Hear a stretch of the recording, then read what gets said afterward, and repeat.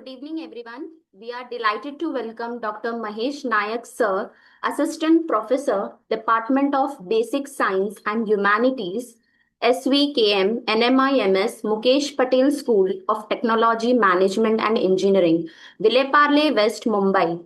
As our distinguished resource person for IIT Jam lecture series organized by the Department of Mathematics, Wilson College, Autonomous Mumbai, Dr. Mahesh Naik sir is widely recognized for his expertise in mathematical modeling, stimulation, machine learning, optimization, and mathematics. His deep knowledge, innovative approach to teaching, and contribution to the field make him an inspiration for aspiring mathematician and researcher. We are truly honored to have him with us today to guide our students and enrich the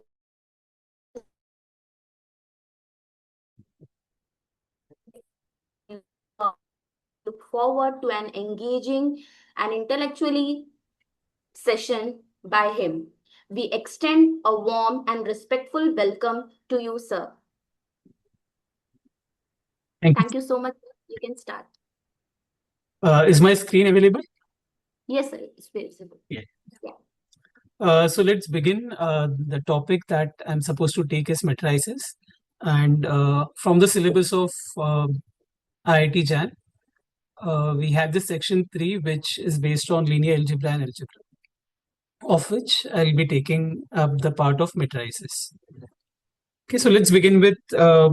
So we have 4 sessions on this. So let's begin with the basics of matrices, and as the session proceeds, we'll cover up the other topics in detail, one by one.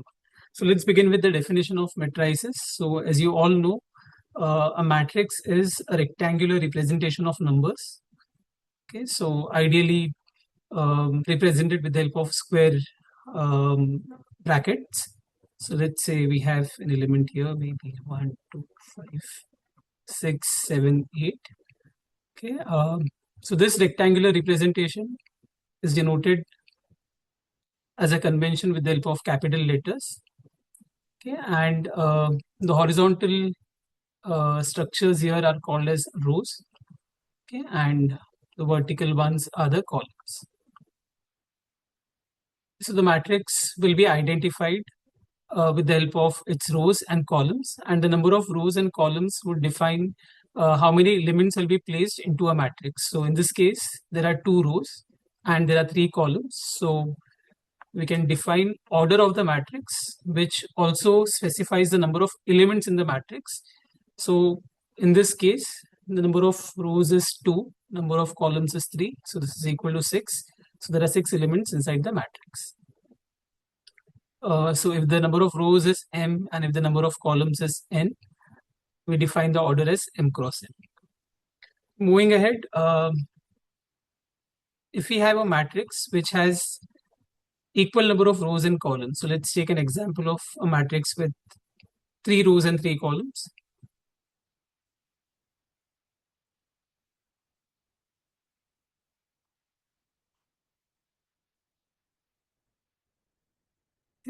So now, in this case, the order is 3 cross 3. There are 3 rows and 3 columns.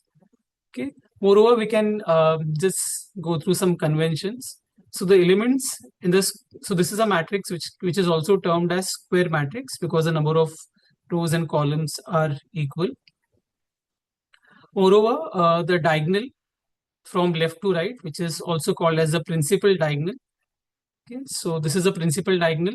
The elements below the diagonal and above the diagonal will help us in defining 2 different types of matrices. So ideally, when we are dealing with a square matrix, we'll be able to get this diagonal, the principal diagonal. Some of the properties in future will accordingly refer to this particular principal diagonal. Okay. So let's go through some specific types of matrices, having known the order of the matrix, the identification of rows and columns, and the principal diagonal. Okay, before we proceed, there are many reasons to learn matrices and to use matrices, especially in the current situation, in the present situation when we are dealing with data science a lot, artificial intelligence. we know that a lot of information has to be processed in very less time, and a lot of things are dependent on the data. So when it comes to the data, which is stored in different types of databases, accordingly, the numeric data or even the data which is not numeric, which can be eventually converted into numbers, okay, can be considered as a matrix. And the operations on this entire set of data, which could be in thousands or more than that, can be done quickly by using different libraries. But the operations which happen on this kind of structures, which can be identified as a matrix, are all based on the properties of matrices that we study at different levels. Okay, so this could also be identified as maybe a data set, okay, which has some records, some number of records, and each record will have some particular variable, some feature, like something like in case of a student, it can be name, roll number, age, and many other parameters. And the entire information can be put into a structure called as a matrix, or there are some structures like tensors and so on, which are used in the AI environment.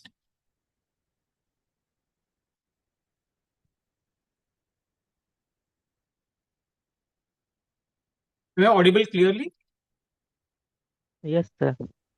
Okay. I'm going a bit fast just to cover up the basics so that we can proceed with the major part eventually. Yes, sir. Continue.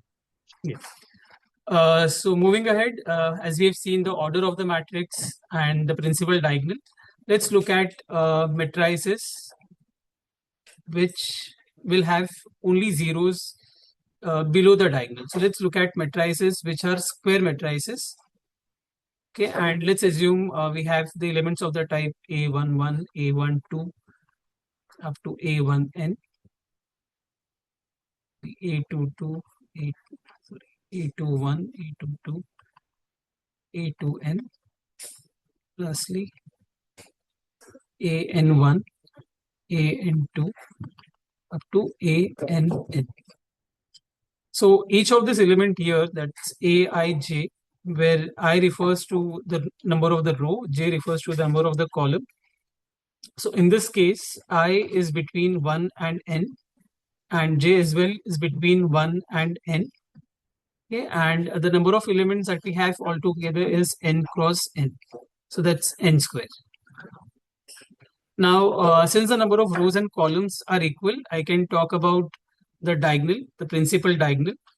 Okay, and with the help of that, we can define the first type of matrix, which is, let's say, lower triangular matrix.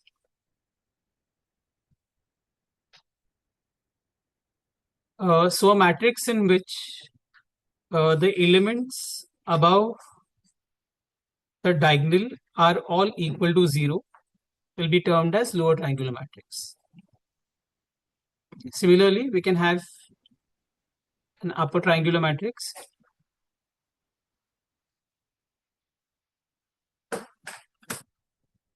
in which the elements below the diagonal, the principal diagonal, will all be equal to 0. Now, in case if I'm referring to a matrix which has order n cross n,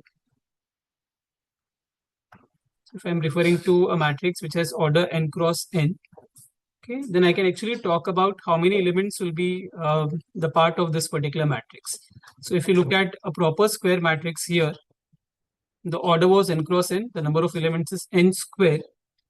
In this case, the actual size of the matrix is n square, okay, out of which this middle portion, which is this diagonal element, so this diagonal elements will be n in number.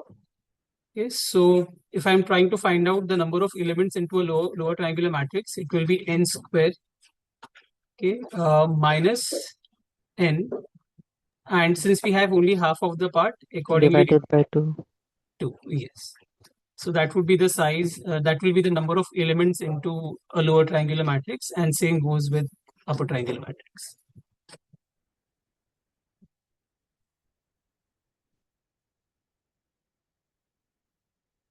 Okay, let's proceed with some additional types of matrices. It's scalar matrix.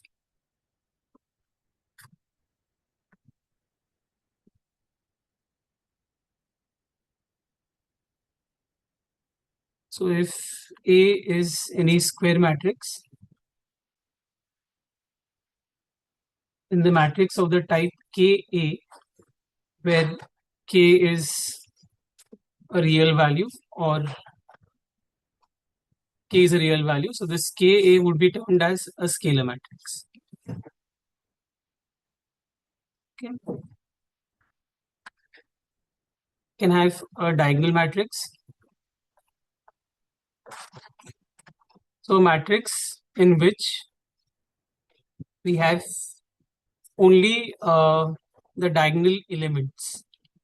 Only the diagonal elements, rest everything is 0, will be a diagonal matrix. So it has to be a square matrix so that we can define the diagonal. Okay. And at least one element into the diagonal should be non-zero. Then that will be referred to as a diagonal matrix. If all the elements of the matrix are 0, then we accordingly have the term for this matrix as null matrix. So the matrix with all entries equal to 0, which could be a square matrix or a rectangular matrix.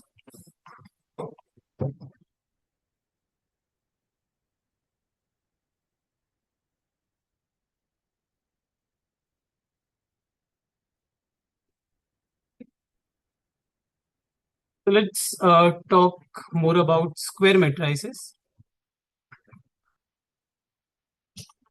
So one special property that we can use with square matrices is that we can find determinant of a square matrix. Okay, so if A is any square matrix, determinant will be denoted by determinant of A, the vertical line. And we'll come to the proper definition of determinant eventually. Right now, I assume everybody knows how to expand the determinant of the matrix in the expansion form, how to get the value of the determinant. And with the determinant, we can define two more types of matrices. So a square matrix with determinant equal to 0 will be called as singular matrix. And if is not equal to 0, it will be called as non-singular matrix.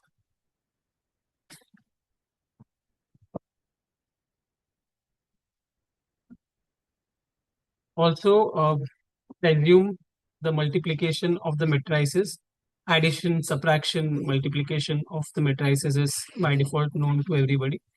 And so we can talk about the matrix inverse.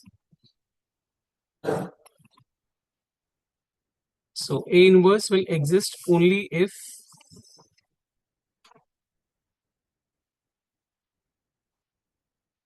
the determinant of the matrix is not equal to 0, which means the matrix has to be a non-singular matrix. Okay. So the next type of matrix we have seen is singular matrix and non-singular matrix, which depend on determinant for their definition.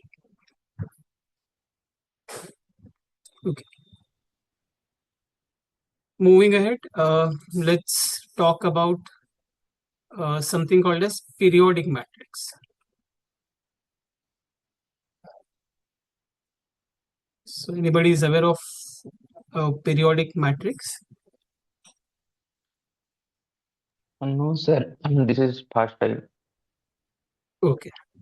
So we can define a matrix with a period. So let's say K is any integer.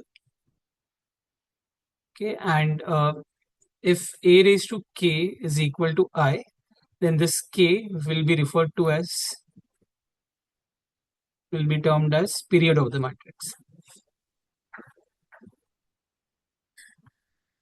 Okay, so A raised to K is simply A multiplied K times, and that gives us the identity matrix. So identity matrix is the matrix with all the diagonal elements equal to 1, remaining 0. Okay, and we know that any matrix into identity is equal to the same matrix. So this A raised to K equal to I can also be written as A raised to K plus 1, giving us A. So we just multiplied A on both the sides. So K is said to be the period of the matrix if A raised to K plus 1 is equal to A. Okay. Moreover, A raised to K minus I would also be equal to a null matrix. So there are different ways of expressing the same condition.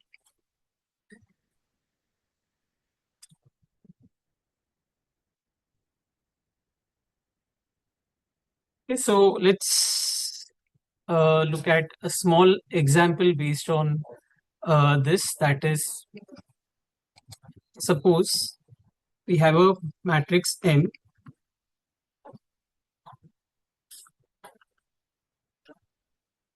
which is a non-singular matrix with period 4.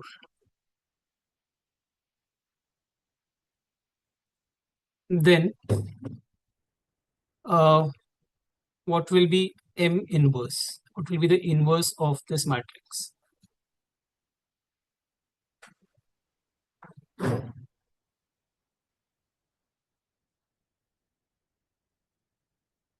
Can somebody try?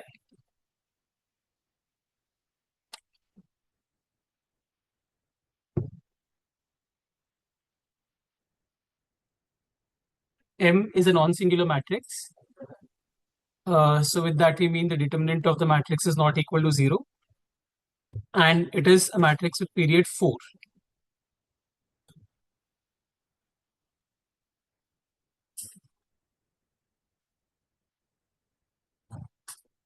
Okay. So Same as 4, sir. same as 4. Okay.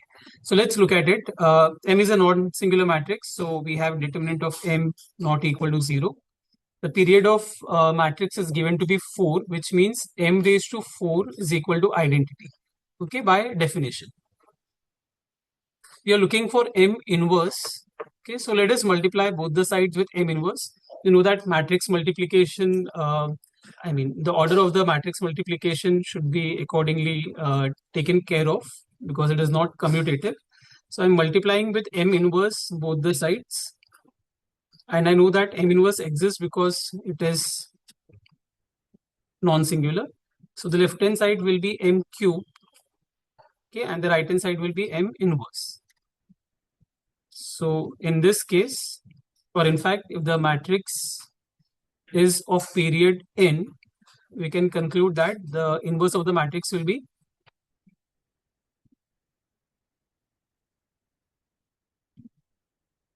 N minus 1. minus 1. So this is how period can be used to frame some questions, and we can use a definition to accordingly find its inverse or some similar properties. Okay, let's define some more matrices. So let's define idempotent matrix.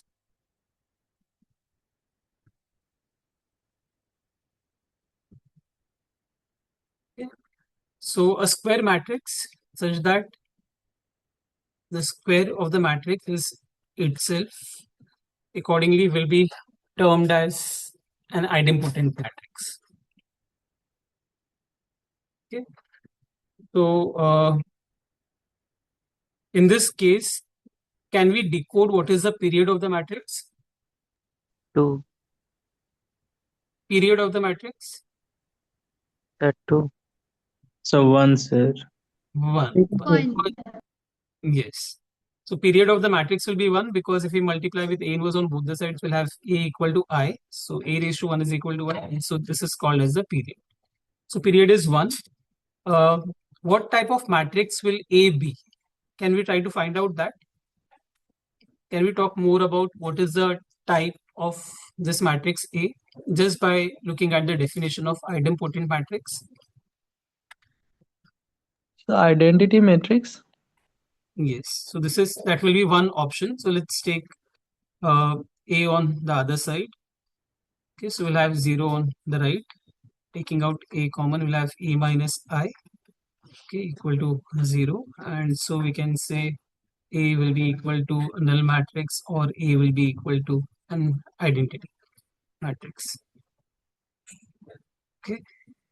Moreover, if we take the determinant, so we have this rule that determinant of A into B equals determinant of A into determinant of B. So if we apply the determinant here, we'll have determinant of A into determinant of A minus I equal to 0. Okay, and so here we can say that the determinant is equal to 0 if this is not equal to 0, and that accordingly tells us that A will be a singular matrix. Yeah, there are two things that we have decoded from this definition. So when a matrix is idempotent matrix, there are two possibilities. Either the matrix will be a singular matrix, okay, or it will be an identity matrix.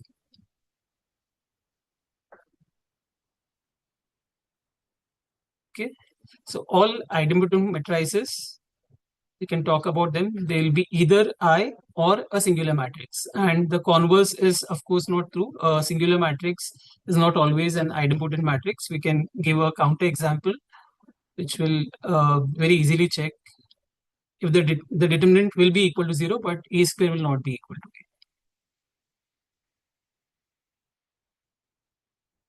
A. Okay, so let's take this example, that is 1, 2, 3, 6. So if you look at this matrix, the determinant of the matrix is equal to 0.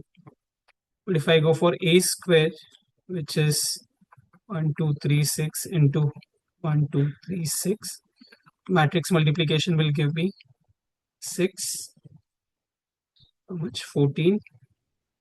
We can see with this elements itself that we are not coming back to the same matrix A, and so this is not equal to A, so it is not idempotent.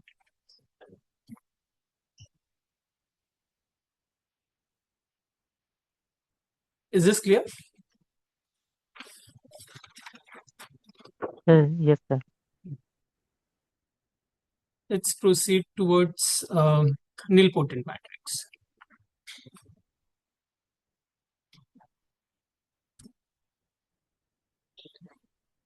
So a square matrix is said to be nilpotent if A raised to K is equal to 0. Okay. So that this K is called as the index.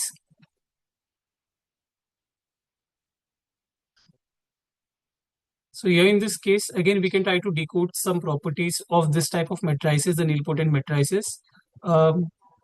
Can we talk about the determinant of this matrix?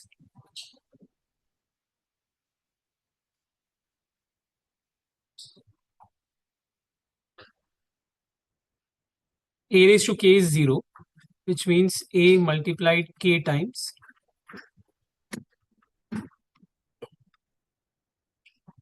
is equal to 0. And if we apply determinant on both the sides, we'll have determinant of A, which is multiplied K times equal to 0. Determinant of A equal to raised to K equal to 0. So what does that imply? The determinant will be equal to 0. 0. So that also confirms that this will be a singular matrix. Okay, we'll come to the eigenvalues of this type of matrices eventually when we define eigenvalues. But eigenvalue calculation involves the determinant, and since the determinant is equal to 0, we can also talk about the eigenvalue being 0. Okay, we'll come at that eventually. Let's define one more type of matrix, that is involutory matrix. Okay, so now this is a matrix where A square is equal to I. Okay, so the matrix is said to be involutory matrix if the square of the matrix is equal to identity matrix. matrix. Okay, can we check if this matrix will be singular or non-singular quickly?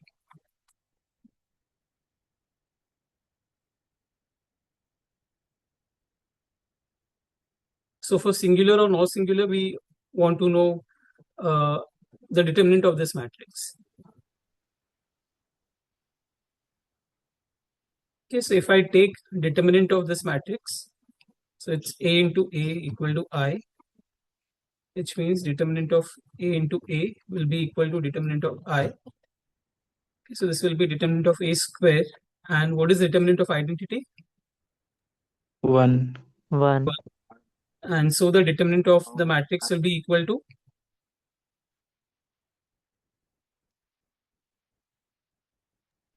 Plus plus or minus minus, 1. yes, plus or minus 1. And this confirms that the matrix will be always Non-singular. non-singular matrix. Okay, moreover, given any power of A, we can try to find out that power if it is known that the matrix is involuntary matrix. Like for example, if I'm trying to calculate n, and if I know that n is even, or if I know that n is odd. Okay, so let's take an example. If I want to find a raised to 5, so that could be written as a raised to 4 into a, but a raised to 4 can be written as in terms of powers of 2. So a square into a, but a square being identity will have eventually I here into a. So a raised to any odd number will result into A. a. At the same time, if the number is even, that will give us Identity. identity. So in case of involuntary matrices, which are significantly used in quantum mathematics. So we have some polyspin matrices which are involuntary. Just to give an example, the matrix 0, 1, 1, 0, the matrix 0 minus I 0. So this is a matrix defined over the field of complex numbers, and 1, 0, 0 minus 1 are all involuntary matrices. Can we talk about the inverse of involuntary matrices? Yes, it is It will, invertible. and what will be the inverse equal to? Equal to itself. Equal to itself, yes. So if we multiply this expression, the definition with A inverse on both the sides, we'll be able to see that A inverse is equal to A. And from the determinant, it was clear that it is non-singular, so it is invertible. The inverse exists.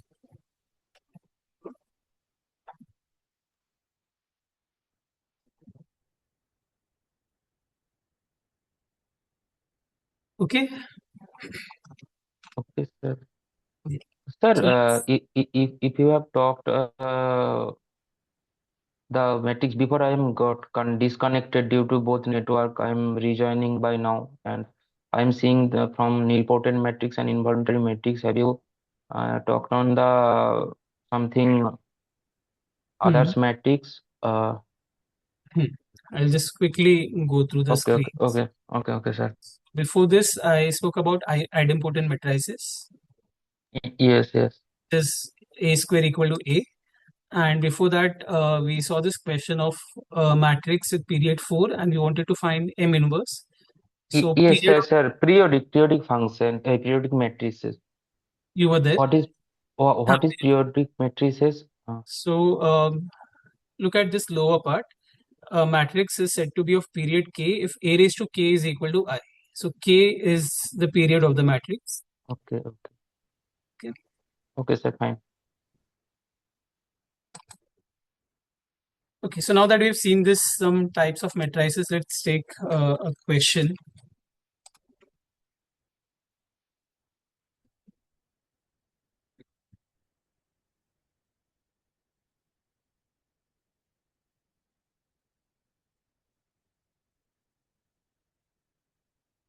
question is the question visible? Yes, sir. Okay. So the question is, sum of two idempotent matrices A and B is idempotent if, and we have these options: AB is equal to BA, AB is equal to BA equal to 0, AB equal to minus BA, and none of this. Okay, so it's given that A and B are two idempotent matrices. So that's A square equal to A and B square equal to B. And we want to check the sum of these two matrices is idempotent when. So A plus B the whole square is equal to A plus B in which conditions?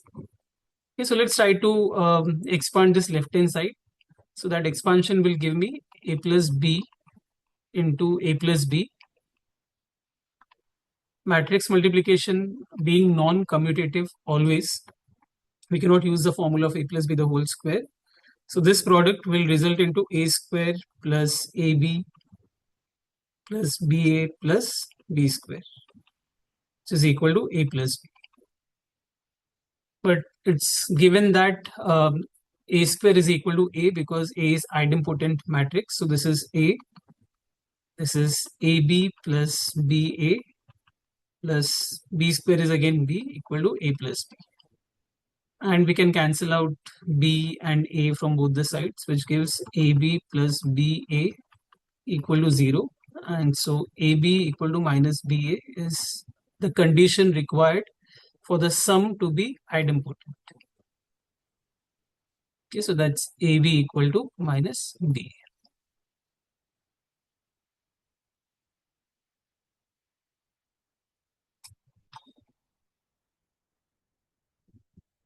Sir,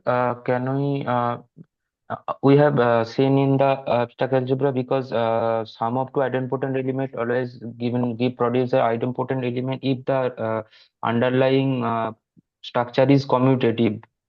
So I guess first there's AB is equal to VA, not it necessarily equal to 0, but AB is equal to here, AB is equal to minus BA.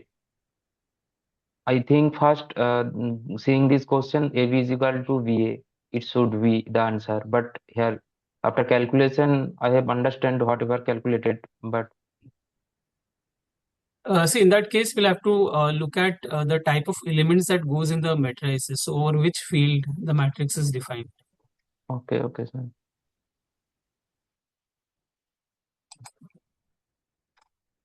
Okay, let's take one or two more questions.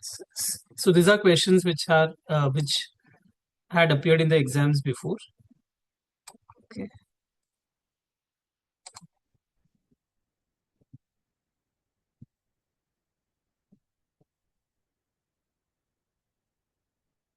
So which of the following statements is true for the matrix M equal to AB, B square minus A square and minus AB?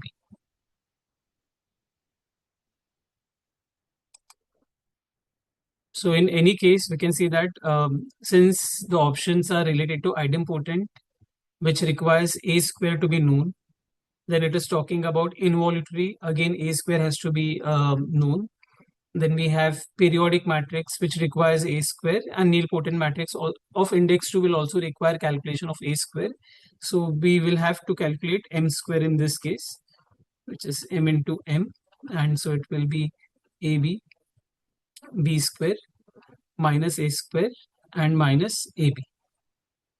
Okay. So you all can simultaneously do the calculation and tell me what will be the product in this case. That is A square B square minus A square B square.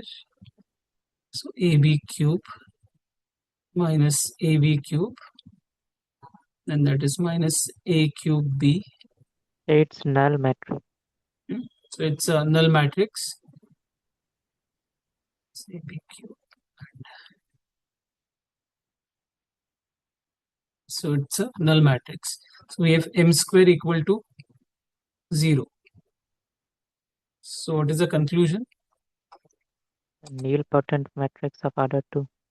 Okay, so nilpotent matrix of order 2 of index 2. Yeah.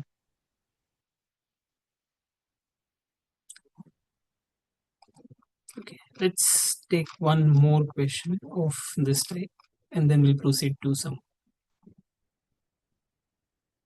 topics.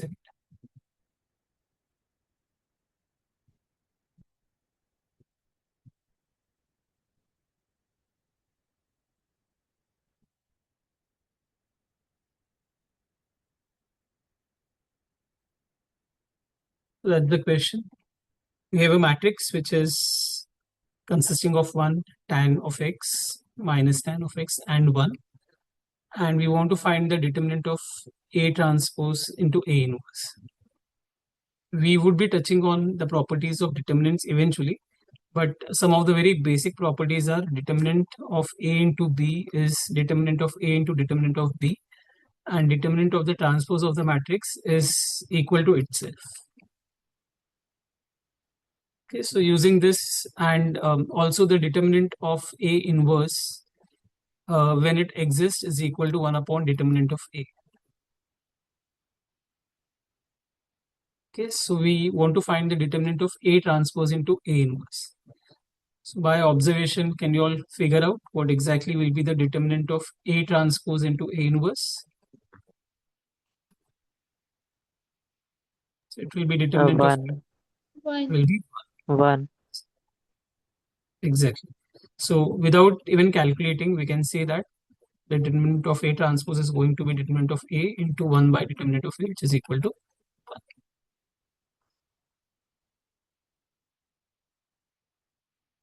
Okay.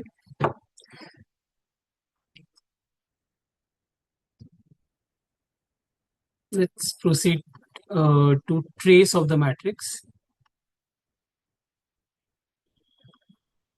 So we would be defining trace of the matrix for square matrices. So it is nothing but the sum of diagonal elements.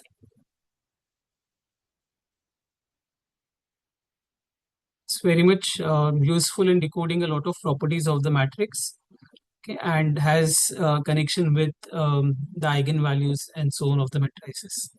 So it is simply the sum of the diagonal elements. In fact, we can very specific principal diagonal elements. So if we have a matrix of order n cross n,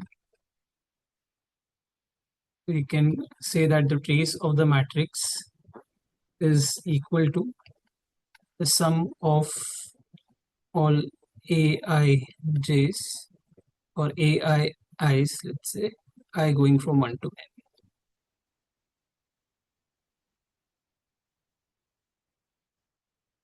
Okay, so we can define the properties of trace of the sum of the matrices is equal to trace of A plus trace of B plus or minus trace of a scalar multiple of the matrix would be k times trace of A. Trace of the matrix will be equal to the trace of its transpose. Trace of AB would be equal to trace of BA. Likewise, we'll have cyclic relationship when we have more than 2. So if it is ABC, this will be equal to the trace of BCA, and this will be equal to the trace of CAB. So it is simply A, B, and C. Okay, and so this type of relationship. So it's ABC or BCA, okay, or CAB. Likewise, we can have other orders based on this. So we can now look at some examples on trace maybe. Okay, let's talk about trace of an identity matrix of order n cross n. It is n. It is equal to n.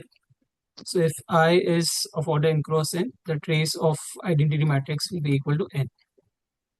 Okay, can we talk about the trace of nilpotent matrix?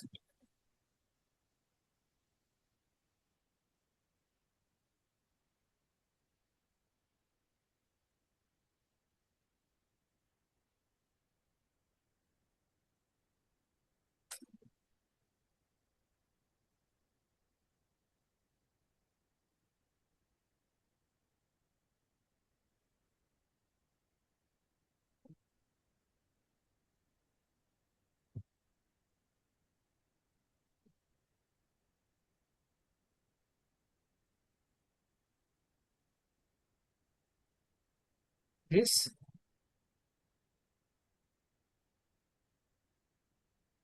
Zero. Will be equal to 0. Can you tell us the reason?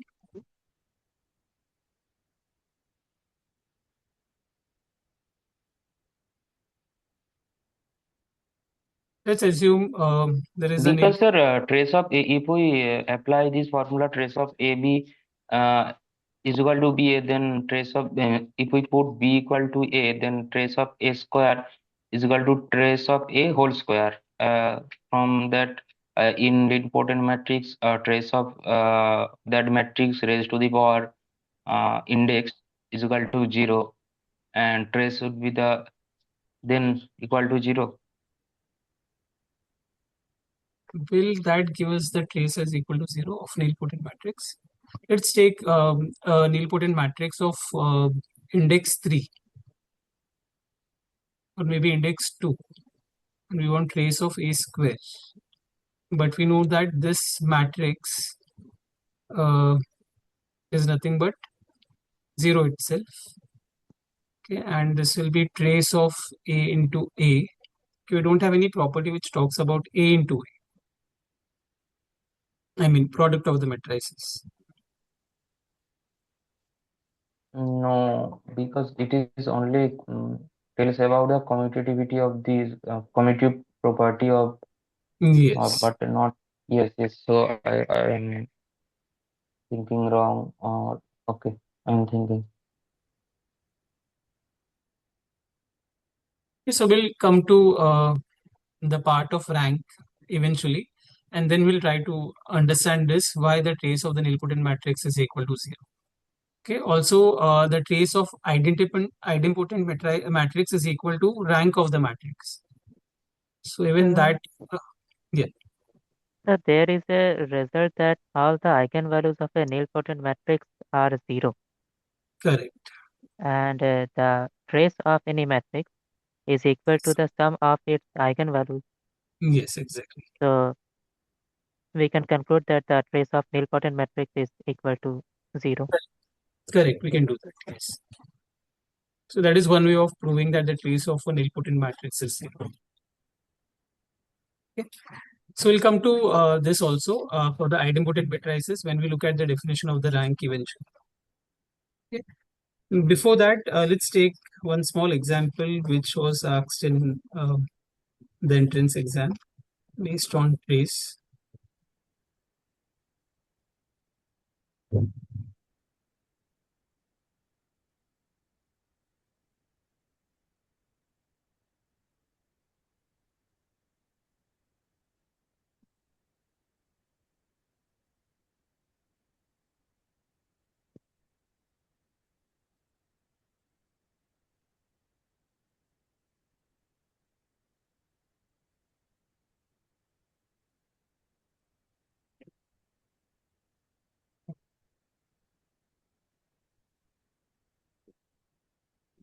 So we have this matrix which is A, which is 1 alpha 0 1.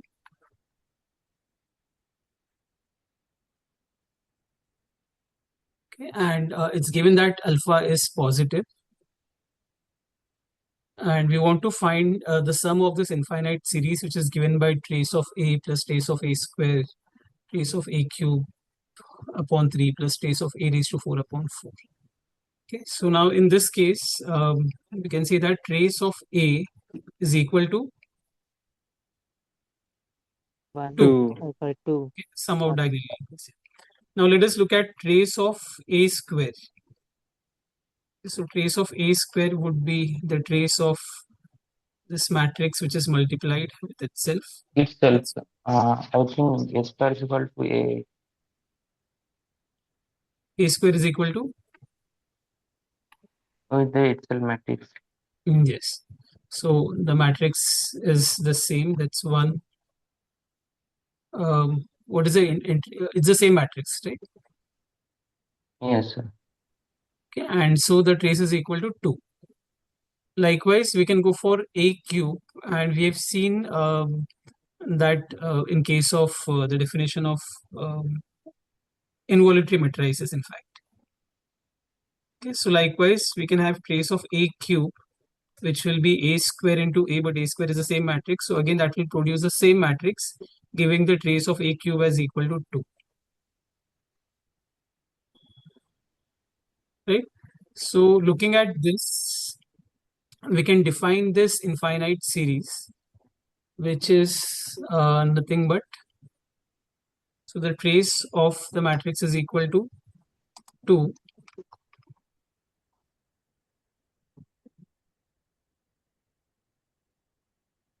and it's 2 by 2, 2 by 3, 1 second.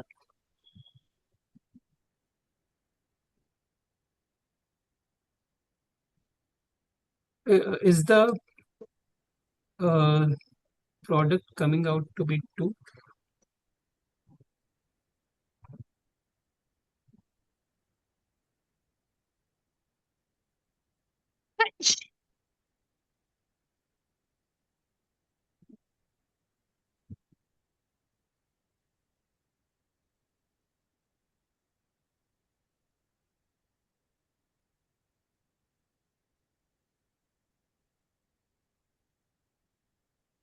It was 2 times the trace of this matrix, which is 1 alpha 0 1, right? It Yes, was not sir. the same matrix after multiplication. So this is 2 times the trace of the matrix, which is equal to 2. So if I proceed with trace of A cube, this would give me 3 times the trace of the same matrix, which is trace of A, right, on the same line. So this will be 3 into 2. Likewise, in general, trace of A raised to n will be equal to n times 2. And so the series that would be coming is 2 plus, so this will be 2 into 2. So eventually that will be 2. Okay, and then we have trace of A cube, which is 3 into 2. So this will be again equal to 2.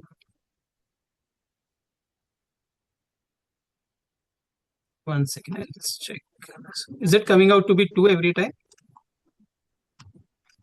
Sir, we need only the diagonal element to add now. Why you One take second. 2 outside? Yeah. So I'll just redefine this question as trace of A square upon 2. That will make the question a bit more. Otherwise, this is what we'll get, like 2 to 2 n times, which will be 2 raised to n, and it will be a divergent series. Yes, sir.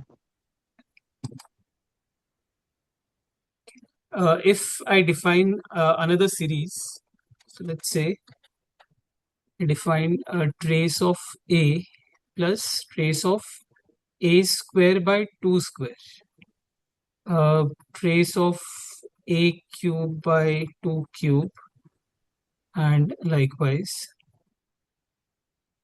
So in that case, so this is the first case, this is the second case. In the first case, as you all saw, everything will turn out to be 2. And this is an infinite series. So eventually we'll have 2 raised to n, where n goes to infinity. And so it will be a divergent series. Okay, if I talk about this second part, where in the second part, where trace of A is equal to 2, then trace of A square by 2 square. So trace of A square is already known to us. It will be 2 into 2. And this 2 square in the denominator will come out because of the scalar factor. And so we'll have, in this particular case, 1. So 2 square by 2 square plus trace of A cube upon 2 cube. So 2 cube will come out, and this will be 3 into The 2. series will again diverge. Will again diverge. It will be 2 raised to 2 by n, right?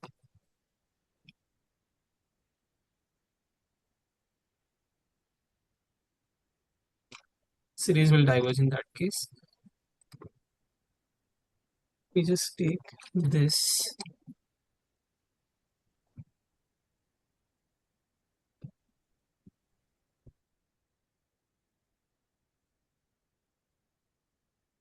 I'll just redefine the series.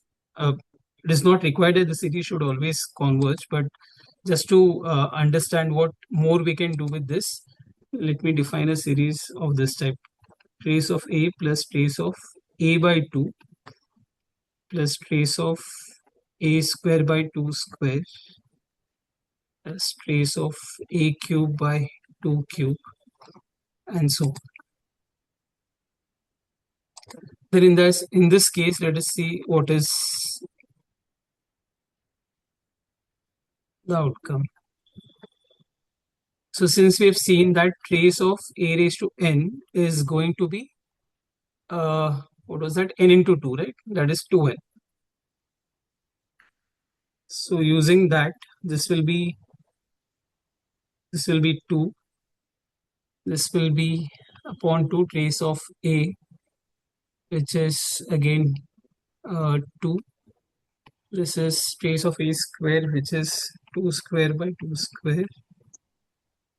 There is something which I've missed out, I feel, in terms of. Sir, why we adding upon several addition, these diagonal element are not going to change. The changes only occur in this 1 2 position. That means alpha 2n 2n 2 alpha 3 alpha, that is, and we are interested about trace, that is the sum of the diagonal. So Correct. it will always remain same as 2. Correct. And I think then So the sum will remain 2. The trace will remain 2. Only thing is, I was just trying to construct a series which might eventually become some series which will give us some convergent yeah. solution. Okay, we can look Yes. at the series later on, but right now this also will diverge because the sum will eventually approach infinity. So I have once come across a very similar problem like this, where the series was trace A plus trace A square divided by 2 plus trace A cube divided by 4 plus trace A to the power 4 divided by 8 plus dot dot dot. Something Okay. like this. And So that might become a geometric series. yes, sir, and that was converging. Converging, yes. So we'll look at a series similarly in the coming part, a GP series.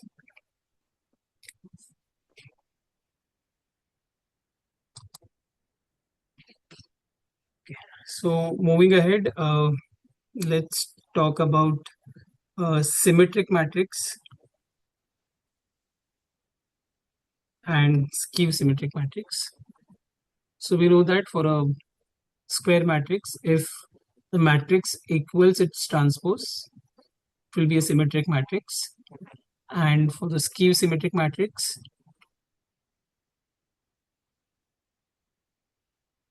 it would be A equals negative of A transpose.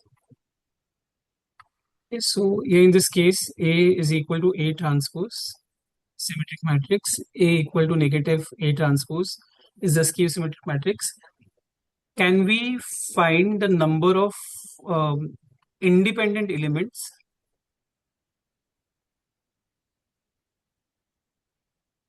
in a symmetric matrix? So when we are saying the matrix is equal to its transpose, there are a lot of elements which will be similar, because eventually it will happen that what we have in the row will become column, and because of that the elements will be same. So the matrix will have some elements below the diagonal and above the diagonal same, and so we can think about how many elements in this matrix will be independent. So let's take a matrix which is symmetric matrix. Let's say A12 up to A1n, AN1, AN2 up to AN. Sir, only the diagonal element? We are looking out for independent elements.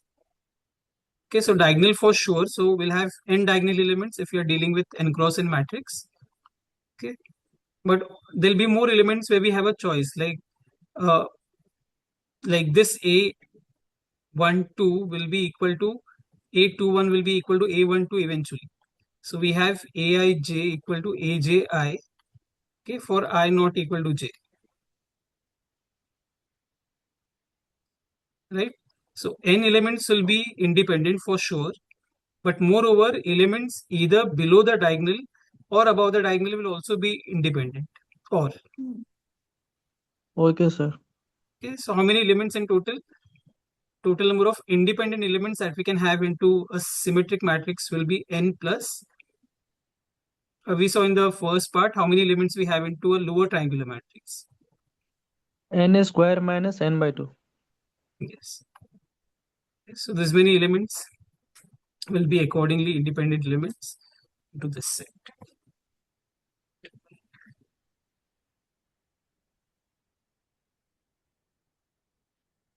When we talk about skew symmetric matrices, since the matrix should be equal to the negative of its transpose, again, in this case, we know that Aij will be equal to the negative of Aji when I is not equal to j. But at the same time, Aii will be equal to 0. will be 0. So the skew symmetric matrices will have diagonal entries as 0. Only then the transpose and the negative sign will accordingly make the equality happen, otherwise not. Again, in case of skew symmetric matrices, can we talk about how many elements will be independent? So number of independent elements in skew symmetric matrix.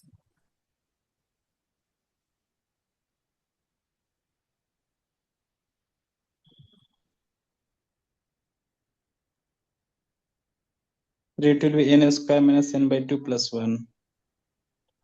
N square minus n by 2, which is the lower triangle or the upper triangle. But why plus 1? So because there is only one choice in diagonal, that is 0. So do you have a choice? No, No. they all have to be 0. So it has to be 0, so there is no choice at all. So plus 1 will not come. It's only n square minus n by 2, which is correct. Okay, so that is symmetric and skew symmetric. Okay. Now we know that given any matrix, square matrix can always be written as the sum of symmetric and skew symmetric matrices, which are specifically nothing but A plus A transpose the whole upon 2 and A minus A transpose the whole upon 2. Okay, so this is symmetric matrix and this is skew symmetric.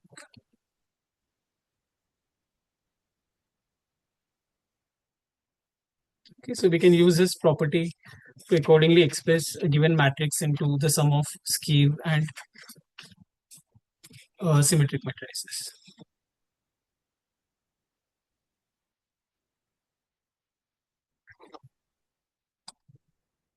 Let's take up one question. Let me check if I have. Okay, let's define two more types of matrix and then we'll come to this. So we know that the elements in the matrix can be either real numbers or they can be complex numbers. And that's how we define the matrix over the given field, the field of reals or the field of complex. And by default, it will be on the field of complex numbers. Okay, so now we can talk about Hermitian matrices.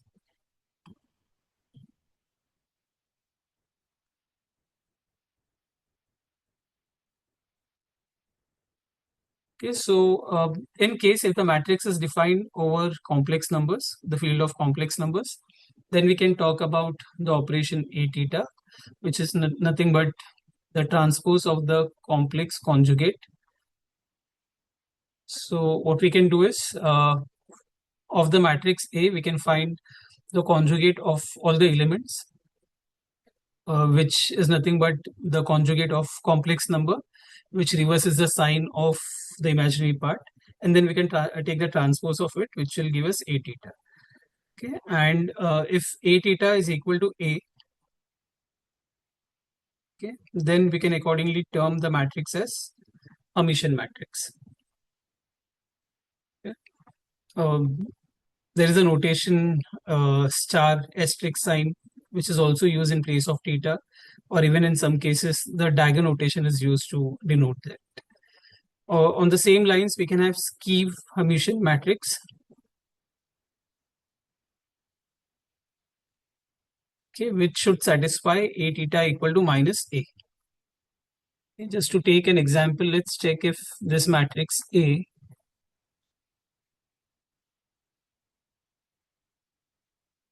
is Hermitian or not.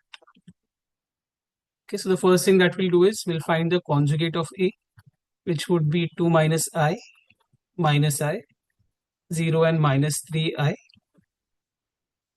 Okay, and then we can have the transpose of this. So accordingly, we'll have 2 minus iota, 0 and minus 3 iota. Okay, interchanging the rows and columns, and we see that this is A theta, and it is not equal to A. So A is not a Hermitian matrix in this case.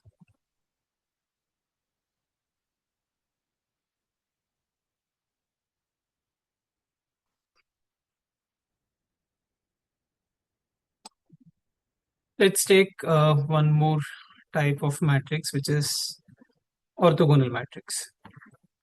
So can you show the previous slide? Yes.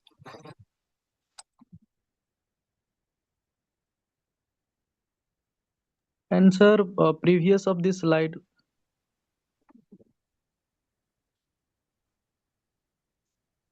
Okay, sir, fine.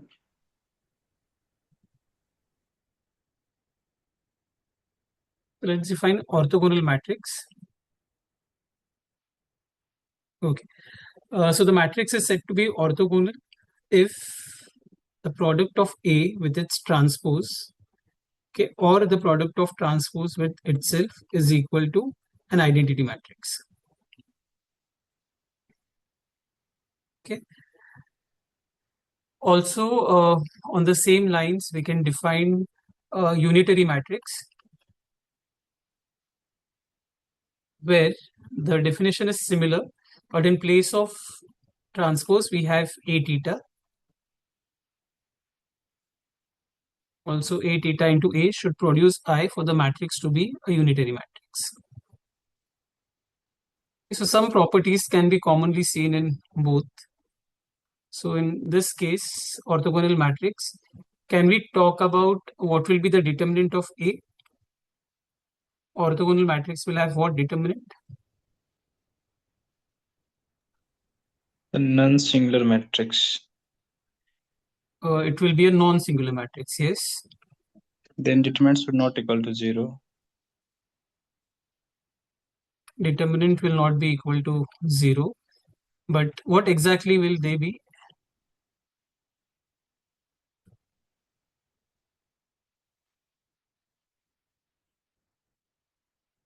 So since A transpose into A is I, we can take the determinant over this. This will be determinant of A transpose into determinant of A, determinant of I, and we know that the transpose will have the same determinant as A, equal to 1, and so the determinant will always be equal to Plus minus 1. plus minus 1. Moreover, we can also talk about what the inverse of the matrix will be if the matrix is orthogonal matrix. So it is same as A. A or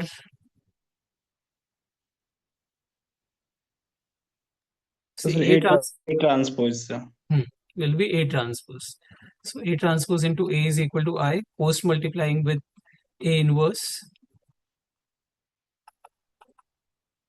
will give us A transpose here, and this will be A inverse. Okay.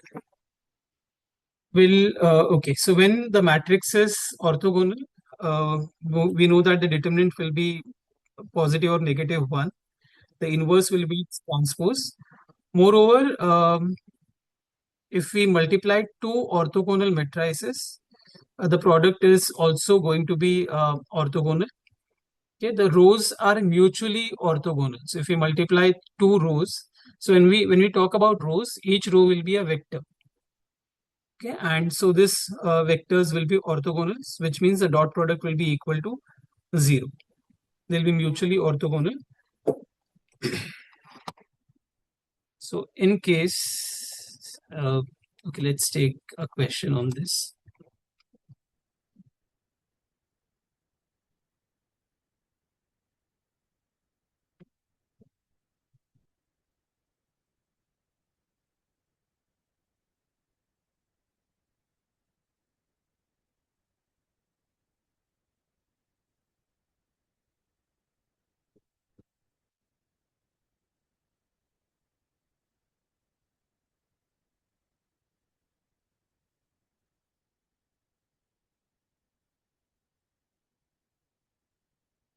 If A is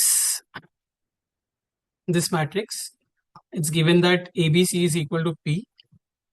A is orthogonal matrix, and we want to find the value of A plus B plus C.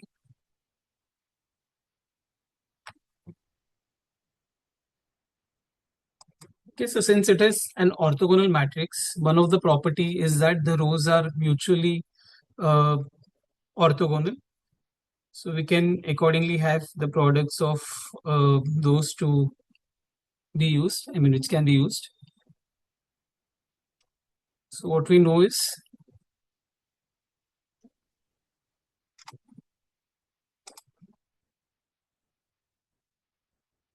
A transpose into A is equal to identity.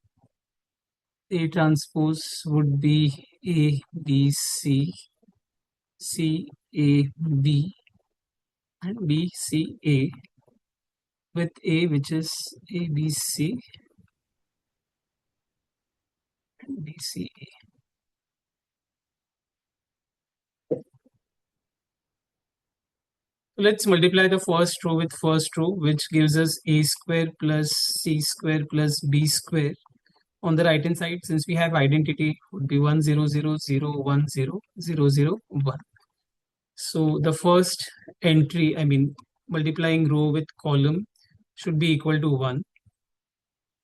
Multiplying this row with this column should be equal to AB plus, what is that, AC plus BC, which is equal to 0.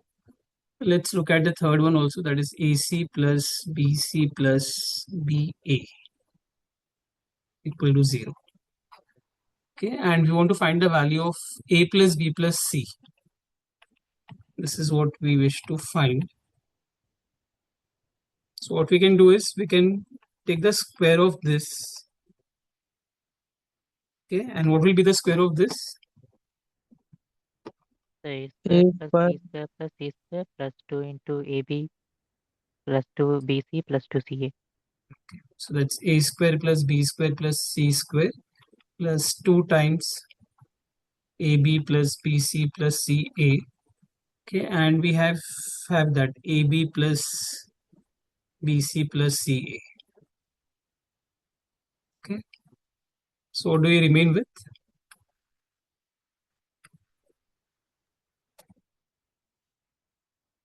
One. We remain plus with minus 1. yes. So the answer would be eventually, so this is 1, this is 0, 1, and so A plus B plus C is equal to plus or Plus minus, minus 1. which is this. Okay. Sir, Yes. so here in this question it is given that ABC is equal to P. Right. But in this question, for solution, this result is not required. Right. It is unnecessary. Right.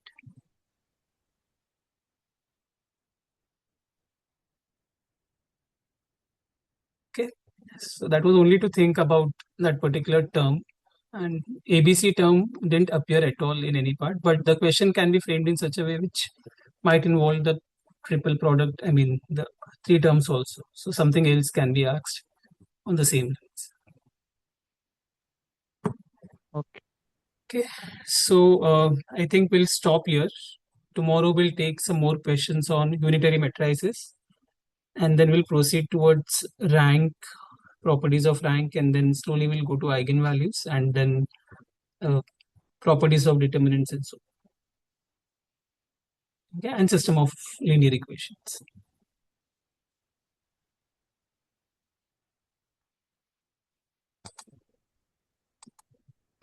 Okay. Yes, any doubt, participants?